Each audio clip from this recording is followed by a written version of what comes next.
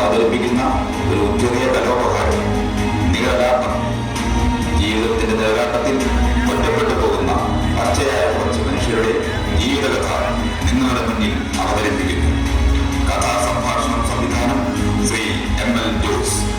അഭിനയിക്കുന്നവർ Shri P Dhananjayan, Shri M Balamurali Krishna, Shri Vishnu VS and Shri ML Jose. Nizhalattam.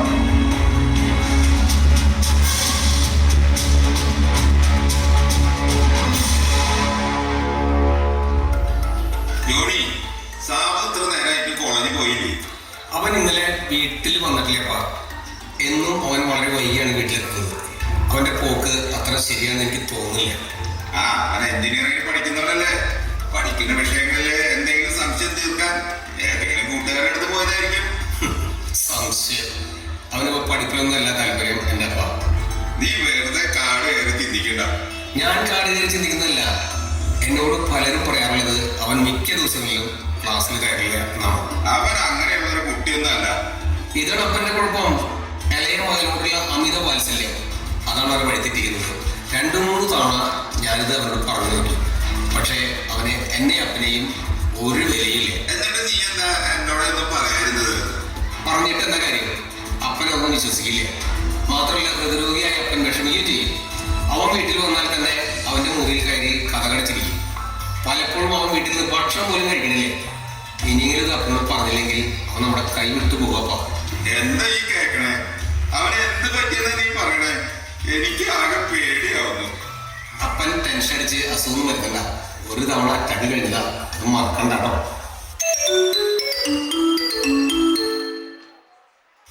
Hello hello, ആ ബിൻസനെ പറയും. ആ പറഞ്ഞടാ.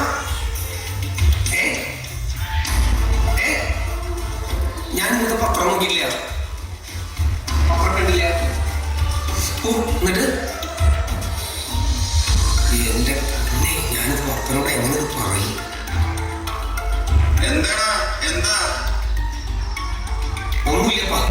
എന്തായാലും പറയടാ. അപ്പാ, നമ്മുടെ സാബു പറയടാ. സാബുവിനെ എന്ത് കിട്ടി? അവനെ പോലീസ് അന്വേഷിക്കുന്നുണ്ടെന്ന്. എന്തിന്? അവന് മയക്കുമരുന്ന് മാഫിയായിട്ട് ബന്ധമുണ്ടെന്ന്. അവനോ? എന്റെ സാബുനോ? ഒരിക്കലുമില്ല. ആരെങ്കിലും എന്തെങ്കിലും പറയണ കേട്ട് നീ വിശ്വസിക്കരുത്. ആരെങ്കിലും പറയുന്നതല്ലപ്പാ. നിനക്കറിയാലോ, പള്ളിക്കാലത്തിലൊക്കെ അവൻ വലിയ വിശ്വാസമുള്ളവനാ. എത്ര കൊല്ലം അവൻ ആൾത്താർ പാലനായിരുന്നു. 2 കൊല്ലം അവൻ ബെസ്റ്റ് ഓർഡർ ബോയ് അവാർഡ് വാങ്ങിയവനാ. അതൊക്കെ ചെറുപ്പത്തിലേപ്പാ. നമ്മുടെ വീട് വെഞ്ചിരിക്കുന്നായിരുന്നില്ലേ? നമ്മുടെ വികാരിയച്ഛൻ എല്ലാ കുടുംബാംഗങ്ങളോടും വീട്ടിൽ നിൽക്കാൻ പറഞ്ഞതല്ലേ? അതെ. അവൻ ആ പരിപാടിക്ക് അവൻ വീട്ടിലുണ്ടായിരുന്നോ? അത് നീ അത്ര കാര്യാക്കണ്ട. എന്തായാലും ഇപ്പോ അവന്റെ പോക്ക് ഒട്ടും ശരിയല്ല. ഞാൻ വിശ്വസിക്കില്ല. എന്നാ പിന്നെ അപ്പനത് നോക്ക്. ഇന്നത്തെ പത്രമാണിത്. അവന്റെ പടം കണ്ടോ? മയക്കുമരുന്ന് കടത്തുന്ന 5 പേരെ പോലീസ് പിടിച്ചു. ഇനി 3 പേരെ കൂടി കിട്ടാനുണ്ട്. അതിൽ 2ാമത്തെ ഫോട്ടോ ആരെയും നോക്കി. എന്റെ ദൈവമേ, ഇത് നമ്മുടെ സാബുവിന്റെ പടല്ലേ? അവൻ മയക്കുമരുന്ന് സംഘത്തിൽ പെടുമ്പോ എന്റെ കർത്താവ്. അതുകൊണ്ടാണല്ലോ അവന്റെ ഫോട്ടോ വന്നത്. ഇളയ മകനെ ലാളിച്ച് ഭക്ഷണത്തിരുന്ന് അമ്മേ ഞാൻ പറഞ്ഞതാ. അവന്റെ പോക്ക് ശരിയല്ലെന്ന് എത്ര തവണ ഞാൻ അപ്പനോട് പറഞ്ഞു. അപ്പനത് കേട്ടോ?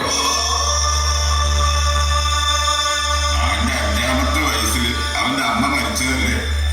അമ്മയില്ലാത്ത അവനെ ലാളിക്കാതെ ഞാൻ എങ്ങനെ വളർത്തും? നിങ്ങൾ 2 പേരും എനിക്ക് ഒരുപോലെയാണ്. അതൊക്കെ ശരി. ഇവിടെ ഇപ്പോ ഏത് നിമിഷവും പോലീസ് വരും. ആളുകളുടെ മുഖത്ത് നമ്മൾ എങ്ങനെ നോക്കാപ്പാ? എന്താ ഒരു വഴി? എനിക്ക് ആകെ ഭയമാവുന്നു. എന്നാലും എന്റെ സാബു, നീ ഇങ്ങനെ ചെയ്തല്ലോ. അപ്പം വിഷമിക്കാതിരിക്കും. ഞാൻ നമ്മുടെ കൗൺസിലർ കണ്ട് എന്തെങ്കിലും വഴിയുണ്ടോന്ന് നോക്കട്ടെ. കൂട്ടത്തിൽ വക്കീലിനെയും കാണാം.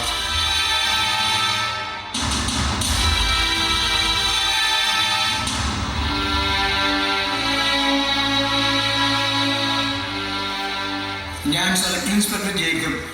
ആ മാഷ, ഇത് മാഷ വീടാണോ? അതെ. അപ്പൊ ഈ സാബു?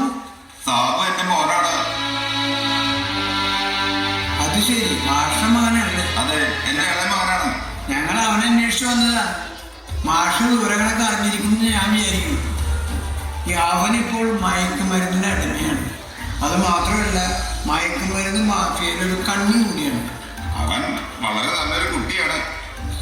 ലോകത്തിലെ എല്ലാ മാതാപിതാക്കൾക്കും അവരുടെ കുട്ടികളെ അമിത വിശ്വാസമാണ്. അതാണ് ഈ കുഴപ്പങ്ങളുണ്ടാക്കുന്നത്. നമ്മുടെ സമൂഹത്തിൽ ലഹരി ഒരു ശാപമായിട്ട് തീർന്നിരിക്കുന്നു. യുവതലമുറയെ കാണു തിന്നുന്നതിന് വിപത്ത്. ഏതായാലും ശാപവനെ പിടിക്കാതെ ഞാൻ ഇവിടുന്ന് പോവുകയാണ്. മാഷൊരു കാര്യം ചെയ്യും, അവനെ അകത്തുണ്ടെങ്കിൽ ഇറക്കി വിടും. ഞാൻ പറയുന്നത് വിശ്വസിക്കൂ സർ. അവനിവിടെ ഇല്ല. വന്നാലുടനെ സാറിനെ ആദ്യം വിളിച്ചു പറയുന്നത് ഞാനായിരിക്കും.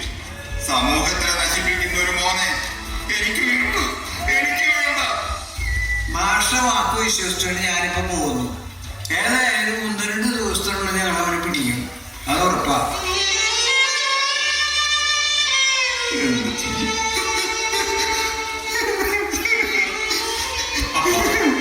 അപ്പൊ സംഗതി വളരെ സീരിയസ് ആണ്. എന്ത് ജോലി? കൗൺസിലറുടെയും MLA-യുടെയും കൈ നിൽക്കുന്ന കാര്യമല്ലത്.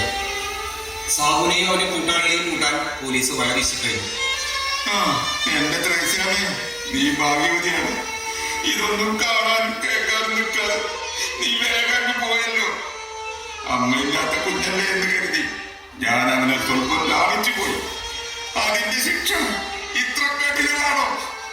ഇനി അവനെ സ്നേഹിക്കാൻ എനിക്കാവില്ല, എനിക്കാവില്ല, എനിക്കാവില്ല, എനിക്കാവില്ല.